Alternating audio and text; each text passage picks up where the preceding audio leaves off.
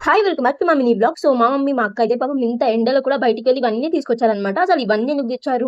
అసలు వాళ్ళు బయటికెందుకు వెళ్ళాల్సొచ్చింది అంటే నేను చెప్తాను. మా ఇంట్లో ఏమో సడెన్‌గా గ్యాస్ అయిపోయింది. మా డ్యాడీ అలా అయిపోతుందని తెలిసే ముందే బుక్ చేశారు. ఎప్పుడు ముందే బుక్ చేస్తాము. ఎప్పుడు రెడీగానే ఉంటుంది మా ఇంట్లో కొత్తది. కానీ ఇప్పుడేమైంది వాళ్ళు క్యాన్సెల్ చేశారు. క్యాన్సెల్ చేశారు. మళ్ళీ బుక్ చేసాం. మళ్ళీ క్యాన్సెల్ చేశారు. సో, ఇదేమో సడెన్‌గా అయిపోయింది. ఇంకా ఏం చేయాలో తెలీదు. ఇంట్లో మాకొక రైస్ కుక్కర్ ఉందనమాట. సో, దానిలో రైస్ కుక్కర్‌లో రైస్ పెట్టేసుకొని కర్రీస్ బయట నుంచి తెచ్చుకోవచ్చు అనుకున్నాము. అందుకని అది బయటికి తీస్తే అది చూస్తే అది ఖరాబ్ అయిపోయింది. ఇంకా అది బాగు చేపిద్దాం అని చెప్పి మా అక్క, మా మమ్మీ అయితే బయటికి వెళ్లి అది చూపిచ్చి ఇవన్నీ తీసుకొచ్చారు వచ్చేటప్పుడు. నా ఫేవరెట్ స్వీట్ కూడా తీసుకొచ్చారనమాట. కర్రీస్ ఇవి కొన్ని థింగ్స్ అయితే తీసుకొచ్చారు.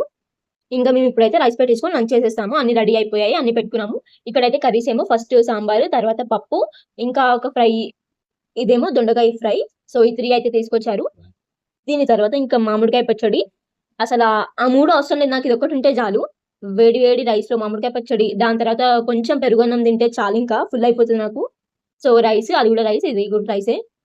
మా లంచ్ అయితే ఇలా ఇలా కంప్లీట్ చేసేసాము. మీరేం తిన్నారో కామెంట్ చేసేయండి. బాయ్.